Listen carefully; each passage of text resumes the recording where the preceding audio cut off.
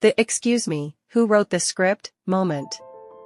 You know those stories where the main character wakes up in a magical fantasy world, gets a makeover, meets a hot prince, and lives happily ever after?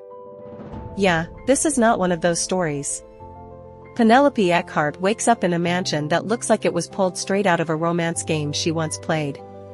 But instead of the heroine, she's the villainess, the girl with too much eyeliner, too much pride, and exactly 0 people willing to save her when things go bad. And the thing about this game? Every ending is a bad ending. You either get executed, assassinated, poisoned, or, my personal favorite, abandoned in the woods. Congratulations, Penelope. You've basically woken up in How to Die in 30 Ways, Deluxe Edition. Penelope Eckhart, the not today, Satan Queen.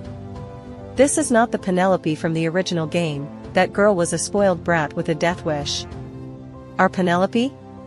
She's sharp, sarcastic, and has the permanent energy of, if I'm going down, I'm taking you all with me.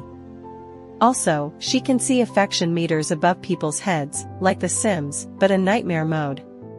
The starting point? Everyone's meter is blood red, meaning they'd happily watch her trip down the stairs. Her goal?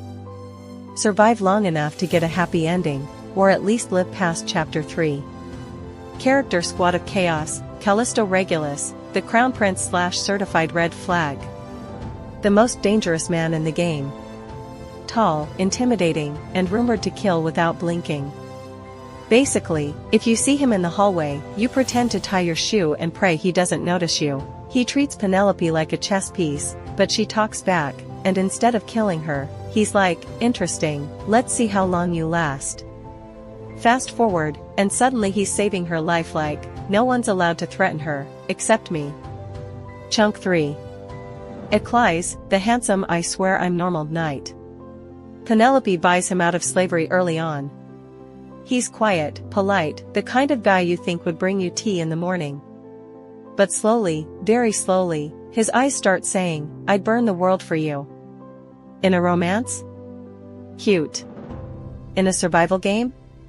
Terrifying. If love had an overprotective mode setting, he's stuck on maximum. Derek Eckhart, the eldest brother / walking disappointment. Every time Derek looks at Penelope, it's like he's mentally writing her obituary. Proud, cold, and allergic to giving compliments. But when she starts showing courage, even he's like, wait, is she actually not a demon? Reynold Eckhart, the younger brother / drama king. Hot-headed, quick to yell, quick to regret it. He throws insults at Penelope like confetti, but heaven help the person who insults her in front of him. Classic tsundere energy, says he hates her, secretly wants her safe. Yvonne Eckhart, the too perfect to be real sister. The real daughter of the Duke. Sweet, graceful, adored by everyone. But Penelope, having played the game, knows perfection like this is either a scam or black magic. Spoiler, it's option B. Vinter Verdandi, the I'm just here to help magician. Kind, intelligent, with the vibes of a man who needs a hug. The only one who doesn't treat Penelope like a threat right away, which means, in this world, he's suspiciously normal. The story, surviving in murder mode. Act 1, first day, first death flag. Penelope wakes up, meets her family, and instantly feels like she's on a cooking show where she's the main course. The brothers glare. The Duke ignores her.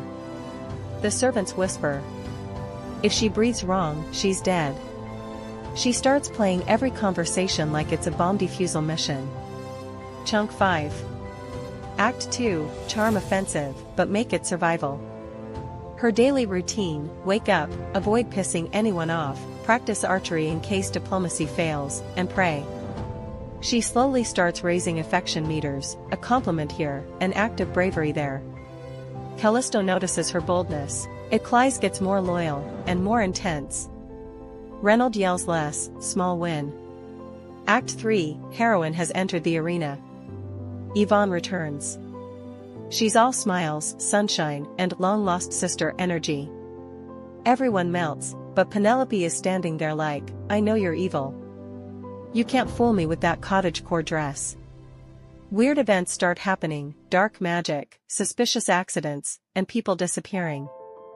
Act 4, lines blur, loyalties shift.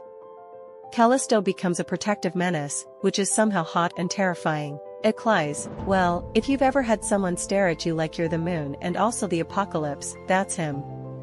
The brothers begin to slightly warm up, which in Eckhart terms means they don't openly wish her dead at breakfast. Chunk 6. Act 5, the final boss is family. Plot twist, Yvonne is possessed by a dark entity who wants Penelope gone. The final confrontation is chaos, magic flying, swords clashing, Penelope putting her life on the line. In that moment, it's not about the game anymore. It's about protecting the people she's grown to love, even the ones who started out hating her. Ending, no script, no death flags. Yvonne is freed, the dark magic is gone, and Penelope's name is cleared. She's no longer the villainess, she's the heroine of her own story. Callisto stays by her side, affection meter maxed out. And Penelope? She's free to live her life her way. In a world where every ending meant death, she rewrote the story herself.